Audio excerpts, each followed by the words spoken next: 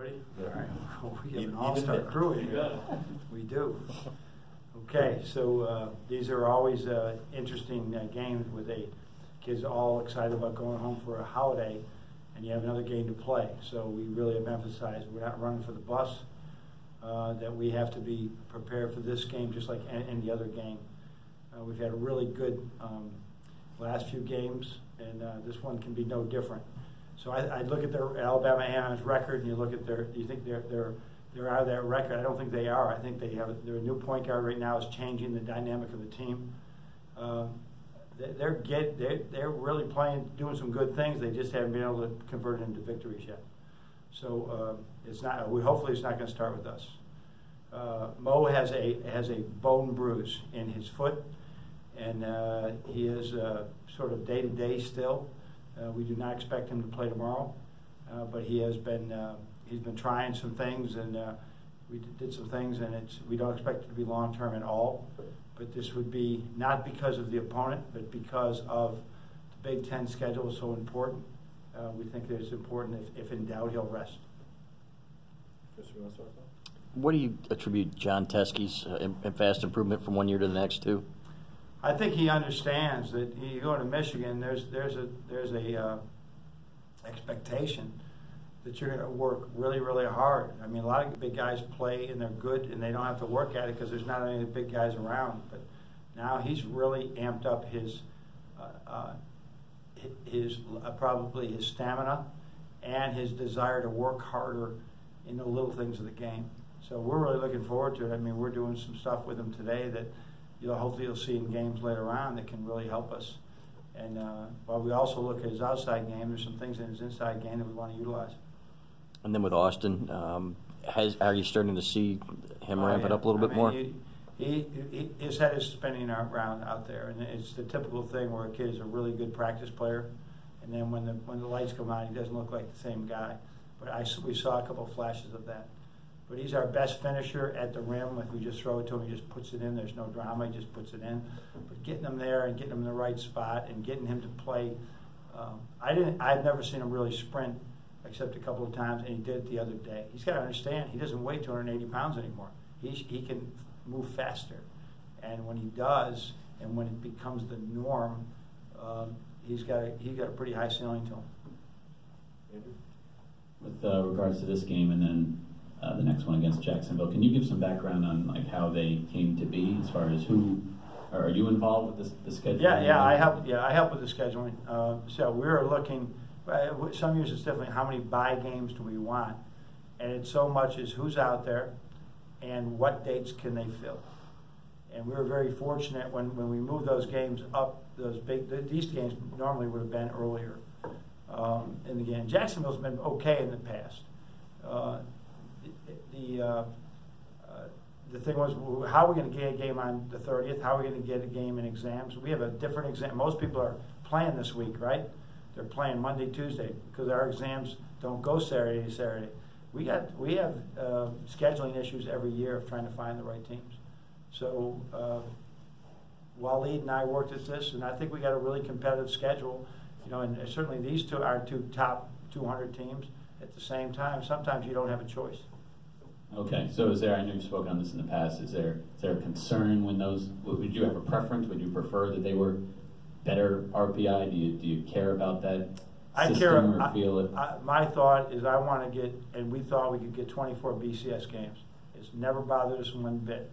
I told you when I came here we played 19 BCS games, and now we play 20. I think because of the Chaminade game, and I count teams like VCU as BCS games,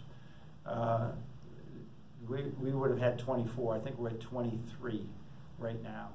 So that's a pretty good number to have. If you look around, there's not a lot of teams that have 23, especially and road games at the same time. But the other games, yeah, you'd like to get. I like Southern Miss. I think that they will have an ability to win some games. I really like Central Michigan. I'm rooting for them every day. North Florida's been good over the years, and we couldn't control the Chaminade thing. Thanks. All right.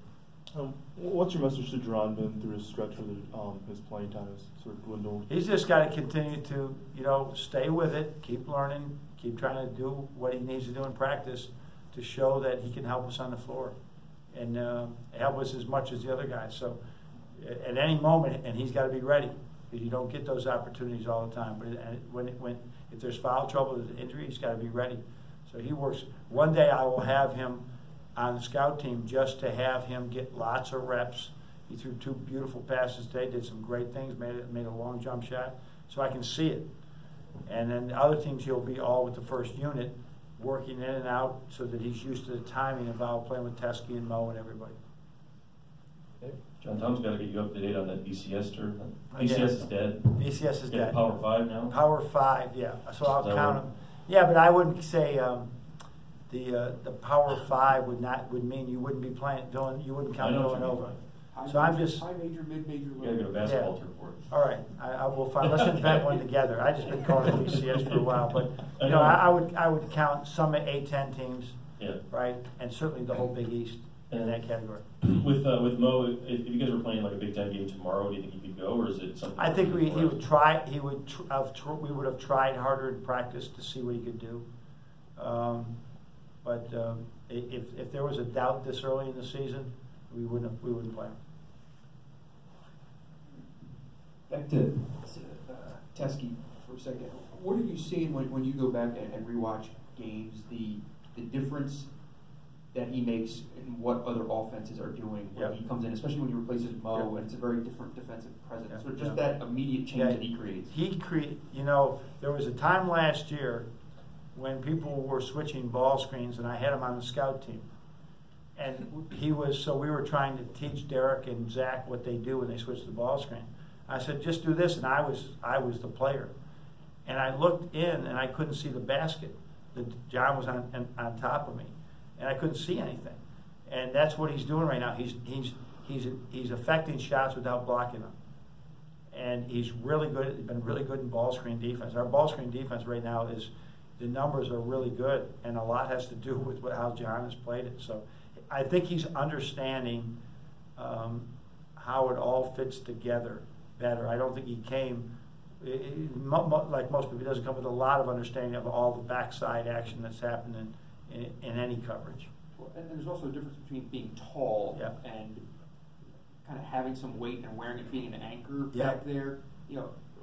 What does it do for you guys to kind of have a guy who can take contact under the basket and affect? What we've always liked about him is he's got really big, thick legs, which means he's never going to have great vertical, but he is hard to knock around, and as a result, it's allowed him to anchor in a little bit more. And now last year when he'd anchor in, he'd back up and give away his leverage. Now he's inching into the ball, and if he just goes like this, we can throw it to either hand. He can just turn with it and play. But he's still learning when not to dribble all the things, and Austin's the same way. I mean, I think these kids they remind me so much of the Wisconsin big men that you didn't notice as freshmen, and then you say, where did these guys come from when they're juniors and seniors? They both do. Exactly. With Isaiah Livers, it seemed like on Saturday there were a few things you were still kind of teaching him mid-game, and having maybe past week and a half or so, you've had less game prep, more teaching. I guess, how has he responded? How has he progressed? He's probably my number 1 student right now as far as personal attention. I know how important this is that we develop him. And so I virtually during these times where we have what we do the 2-hour practice, and normally I can get and stay with compliant is a half an hour extra, 20 minutes extra after practice or before practice. And I'm with Isaiah almost all that time. That he's just got some simple corrections he needs to make, and when he does that, we'll be a better team.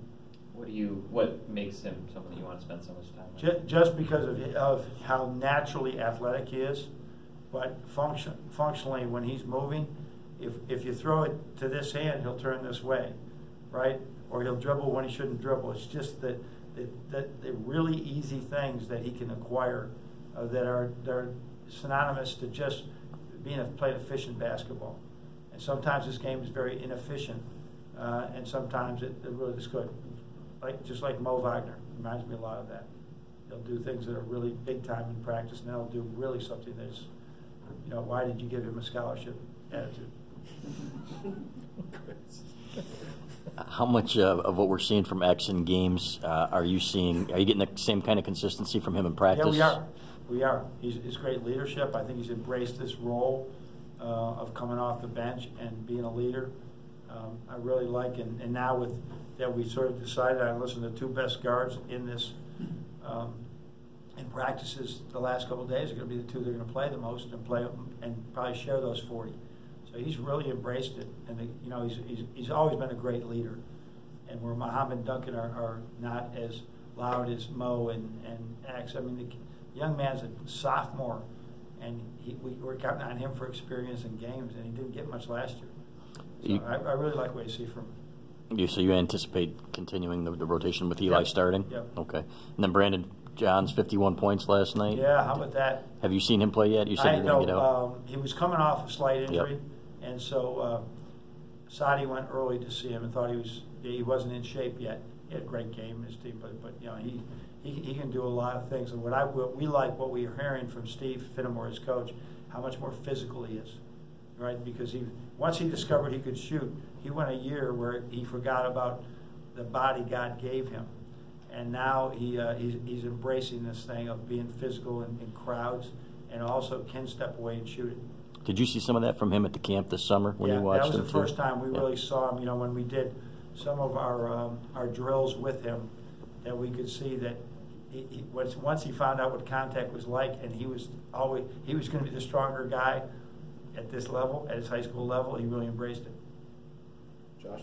Team caused 15 turnovers in the first half against Detroit. Do you feel like your team is ahead of schedule defensively as compared to where they were last year?